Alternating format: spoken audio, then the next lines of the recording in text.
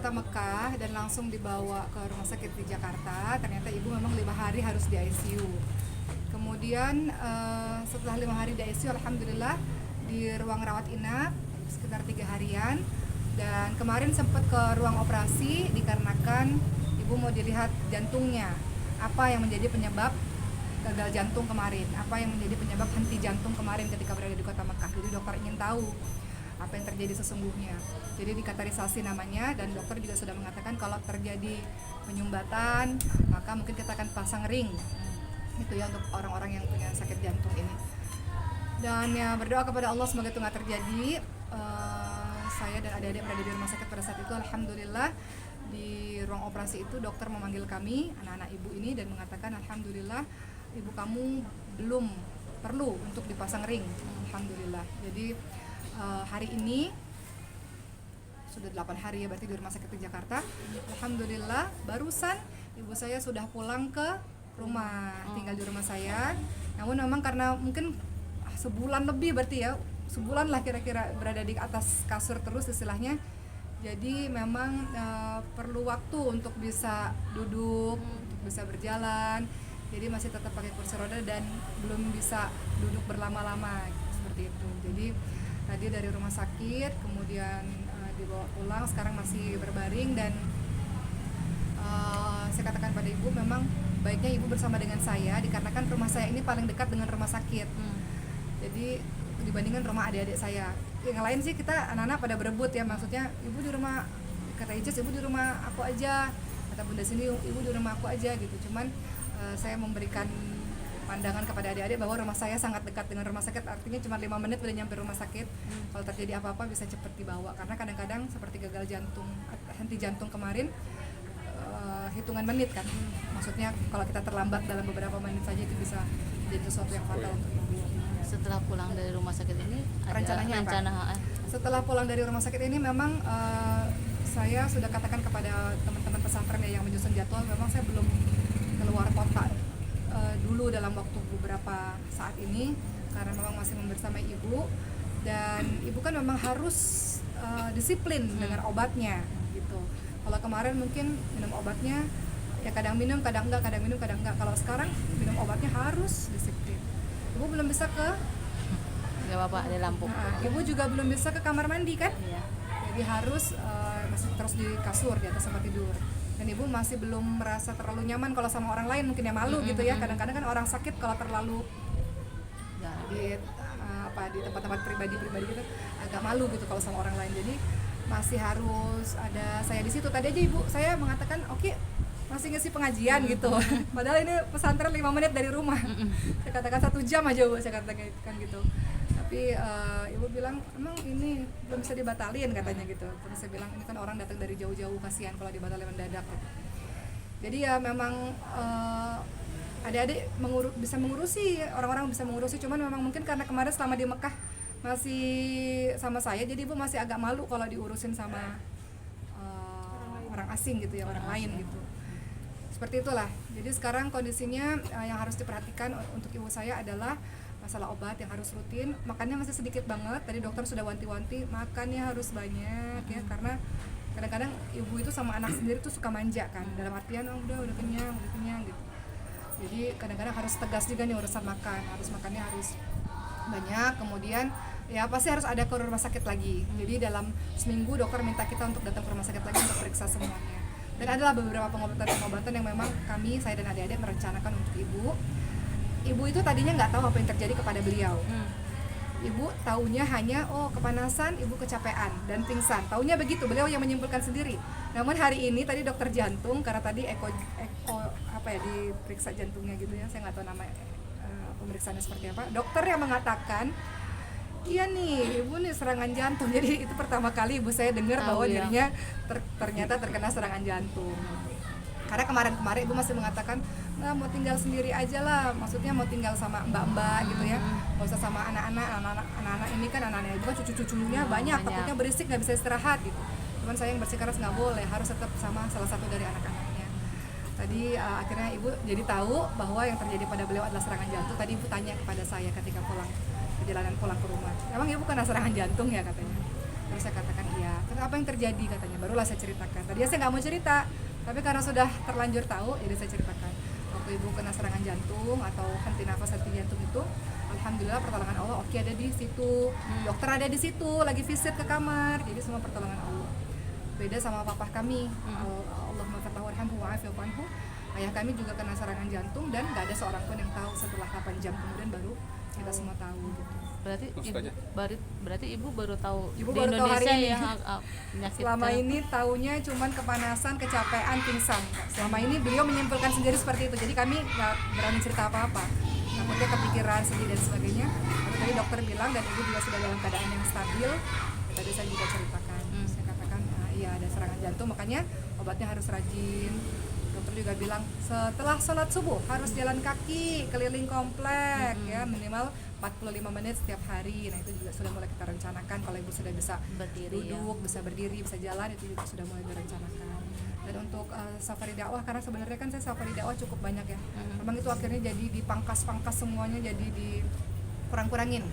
Jadi saya katakan pada ibu nanti mungkin bulan depan aku mulai safari dakwah, tapi cuman sebentar aja, cuman sehari 2 hari. Setelah itu selanjutnya kayak ada di Jakarta lagi. Tadi Melihat ibu kejadian seperti ini gimana sih Zaza? Sholat Oh, malam, Masya Allah. sholat malam mengubah dan menambah mukjizat gitu Zaza, gimana sih? Mengubah dan mendapatkan mukjizat Iya, ketika ya Allah, saya pikir ini bukan doa, ini doa dari banyak orang ya teman-teman semua. Ketika saya berada di Ka'bah itu, setiap kali saya ke Masjidil Haram ke Ka'bah, kan banyak ya jemaah Indonesia yang pergi haji kan. Jadi ketika mereka ketemu saya, mereka pasti bilang, Boki gimana kabar ibunya, cepat sembuh ya. Saya sering banget dengar itu setiap kali saya ketemu orang-orang Indonesia gitu ya. Cepat sembuh ya ibunya, gimana keadaan ibunya. Jadi terima kasih juga pemberitaan dari teman-teman media ini membuat orang-orang tahu dan mendoakan pada akhirnya. Bayangkan mereka mengatakan cepat sembuh ya, itu depan Ka'bah itu ketika mereka bilang cepat sembuh ya gitu. Dan saya merasa kasih sayang yang luar biasa karena mereka juga ngelihat saya juga jadi mereka yang berkaca-kaca gitu. Jadi sayanya jadi ya Allah, Masya Allah. Saya mendapatkan kasih sayang yang luar biasa selama di kota Mekah ya, ketika orang-orang banyak yang mendoakan. Hari ini saya baru ngisi pengajian pertama kali setelah pulang haji. Itu juga banyak teman-teman yang semoga ibunya cepat sembuh ya, semoga ibunya cepat sembuh gitu. Banyak mereka yang mendoakan dengan mata yang berkaca-kaca. Itu saya jadi terharu lah. Jadi saya pikir ini doa dari banyak orang, doa dari para santri-santri, doa dari orang-orang saleh, doa dari para jemaah haji yang akhirnya membuat sesuatu yang rasanya nggak mungkin menjadi mungkin. Oke, berarti bisa dikatakan sendiri bahwa ibu sendiri pulang diantar sama adik-adik juga nggak sih? Ya, seperti ini. Jadi ibu ini kan karena sudah kondisi yang stabil. Kami ini kan saya, Ici, Cindy, kami orang yang sudah berkeluarga dan punya anak-anak. Otomatis kami ini harus berbagi peran. Ada waktu untuk anak-anak, ada waktu untuk ibu. Jadi saya bersyukurnya selama di Indonesia ini kami berbagi waktu. Misalnya Ricis pagi, saya siang, Cindy sore, seperti itu. Kami berbagi waktu, yang penting setiap hari ada anak-anaknya ibu yang berada di rumah sakit. Nah hari ini kebetulan tadi ketika ibu pulang, itu ketika gantian jaganya di bagian saya, seperti itu. Ricis sama Cindy sudah datang tadi siang, dan kemudian mereka juga ada urusan ya, karena kan ada anak-anak yang harus juga diurusi. Dan ketika saya datang, memang dokter mengatakan boleh pulang. Alhamdulillah, akhirnya ibu bersama dengan saya ketika pulang. berarti bisa dikatakan bahwa haji kemarin tuh benar-benar dapat banyak sekali pelajaran ya. Masya Allah. Setiap orang kan punya cerita hajinya masing-masing, dan saya lihat dengan mata kepala sendiri setiap orang hajinya, ujian hajinya beda-beda ya. Karena haji kemarin memang dahsyat sih. Saya lihat ketika sholat jenazah itu sampai 2 kali kami sholat jenazah di Masjidil Haram. Biasanya sholat jenazah kan 1 kali setiap kali sholat wajib. Namun saking banyaknya orang-orang yang meninggal dunia karena kepanasan, kekurangan makan, kekurangan minum, dehidrasi dan sebagainya, banyak yang meninggal dunia, terutama orang-orang yang lansia. Untuk saya menjadi orang baik bang. Saya pengen jadi orang baik loh teman-teman semua. Mohon doanya ya. Maksudnya dengan semua kejadian yang saya lihat di mata saya, ibu saya yang nggak bernafas gitu ya, kemudian akhirnya koma, kemudian akhirnya buka matanya tanpa ekspresi, sampai akhirnya jadi mulai berekspresi. Yang saya lihat di ICU badannya bengkak semua. Kalau orang di ICU badannya bengkak-bengkak ya, sampai diikat gitu ya di ICU. Sampai akhirnya sekarang semua kan terjadi di mata saya ya, sampai akhirnya pelan-pelan Allah pulihkan. Jadi kayaknya terlalu banyak pertolongan Allah yang Allah berikan pada kehidupan saya yang banyak dosa dan banyak salahnya ini gitu. Jadi ya itulah, makanya hanya minta doa sama semua orang, pengen jadi orang yang lebih baik aja gitu. Ketika semua hal yang terjadi itu terlihat di depan mata saya. Saja setelah bisa diingatkan kondisi mama seperti ini, bisa atau keluarga tuh jadi lebih apa ya, lebih rajin atau lebih on time gitu selama. Ya, intinya waktu ibu saya dalam keadaan sakit itu, saya katakan kepada Allah, izinkan saya untuk kasih waktu buat saya dan adik-adik untuk berbakti lebih lama kepada orang tua kami gitu. Jadi saya minta sama Allah, ya Allah izinkan kami untuk bisa berbakti lebih panjang, berbakti lebih lama gitu. Dan Allah kabulkan itu. Jadi hanya minta kepada Allah supaya bisa jadi anak-anak yang lebih bakti. Karena mengurus orang sakit kan perlu kesabaran ya teman-teman semuanya. Tapi saya teringat perkataan tante saya bilang begini, ibu itu baru haji. Orang yang haji dan insya Allah haji mabrur, haji yang diterima oleh Allah, balasannya surga dan seperti bayi yang baru lahir kalau haji yang mabrur. Dan ibu itu sudah melewati keadaan yang luar biasa dahsyatnya, maka bersih dari dosa insya Allah. Allah bersihkan dari dosa yang tadinya istilahnya tidak bernafas kemudian bernafas kembali gitu ya. Jadi kata tante saya, oke, ingat aja hal ini bahwa ibu itu orang yang insya Allah sudah bersih daripada dosa seperti bayi yang baru lahir. Jadi sabar dalam merawat ibu. Kadang-kadang ya perlu kesabaran dalam merawat orang-orang yang sakit ya teman-teman semua. Jadi ya, saya teringat kata-kata dari tante saya itu untuk bisa terus mudah-mudahan Allah kasih pertolongan untuk terus bisa saya dan adik-adik bisa berbakti kepada ibu lah. Kontrol rumah sakit mungkin Mbak Oki? Oh iya, kontrol rumah sakit ya. Kontrol rumah sakit kami akan kontrol rutin dan ibu nggak akan boleh pernah pergi sendirian, harus ada saya di situ karena dokter-dokter akan berbicara kepada saya atau berbicara dengan adik-adik dan segala macam jenis obat juga saya dan adik-adik harus tahu dan harus disiplin dengan itu. Tapi yang saya rasakan yang sangat dahsyat, saya mau cerita ini sebagai bagian dari hikmah kepada teman-teman semua bahwa di satu sisi saya sedih pada saat ibu saya di ICU di Kota Mekah yang dokter mengatakan keadaan ini sangat sulit, kamu harus banyak berdoa. Dan saya datang ke Ka'bah karena hotel rumah sakit kan satu gedung, Masjidil Haram di depan gedung itu. Jadi setiap jam 2 pagi sampai jam 6 pagi itu waktu saya berada di Masjidil Haram dan banyak berdoa kepada Allah SWT setiap hari.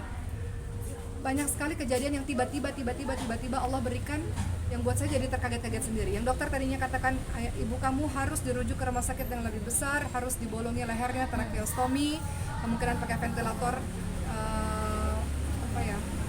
sulit untuk dilepaskan ventilator, kemudian akan dengan tracheostomi dengan dibolongi lehernya mungkin akan berbulan-bulan di rumah sakit di Kota Mekah kalau bertahan dan segala macam yang lain-lainnya. Tiba-tiba Allah, mudah sekali bagi Allah melepaskan ventilator. Tiba-tiba Allah buat gak jadi operasi. Padahal saya sudah tanda tangan semuanya itu teman-teman semua. Kemudian yang tadi saya bilang, ya Allah gimana caranya saya pulang ke Indonesia. Orang yang pasca dari ICU pulang ke Indonesia berbelas-belas jam transit pula. Bukan perjalanan yang mudah. Karena ibu saya dalam kondisi yang lemah. Duduk aja gak bisa istilahnya gitu. Jadi saya minta lagi sama Allah, gimana ya Allah. Karena Allah pada saat itu ngasih business class. Kan ibu saya harus bisnis karena baring kan. Cuma satu tiket, karena semua tiket full. Sampai tanggal sekian full semuanya. Saya doa lagi kepada Allah SWT di depan Ka'bah pada saat di malam seperti malam terakhir, ya Allah mudahkan kepulangan ke Indonesia. Saya nggak tahu gimana caranya, nggak ada dokter di situ karena semua dokter dari travel kami, para jemaah semuanya sudah pulang ke Indonesia. Ada dokter, nggak ada perawat, nggak ada siapa-siapa kecuali saya dan suami. Dan Allah mudahkan. Saya doa lagi kepada Allah, ya Allah mudah-mudahan terus sehat dan nggak perlu pakai ring ya, jantungnya baik-baik aja. Dokter juga kabulkan. Jadi saya teringat firman Allah, ud'uuni astajib lakum, berdoalah kepadaku maka akan aku perkenankan bagimu. Jangan pernah berputus asa berdoa kepada Allah SWT. Namun di satu sisi kita punya harapan yang tinggi, tapi tetap tawakal ala Allah, tawakal bersandar kepada Allah, berserah kepada Allah, menerima apapun yang Allah takdirkan kepada kita. Itu perasaan yang nggak mudah sih ya. Satu sisi perasaannya harapan, ibu sembuh, ibu kuat, ibu sehat. Di satu sisi ada perasaan yang ridha terhadap takdir Allah, itu perasaan yang nggak mudah. Tapi masya Allah, wah luar biasa. Allah itu nggak pernah ninggalin kita, kita yang ninggalin Allah. Terlalu sering. Jadi mudah-mudahan kisah saya ini mengingatkan diri saya dan kita semua untuk jangan ninggalin Allah. Kadang-kadang kita ninggalin sholat malam karena kita ngerasa nggak perlu sama Allah.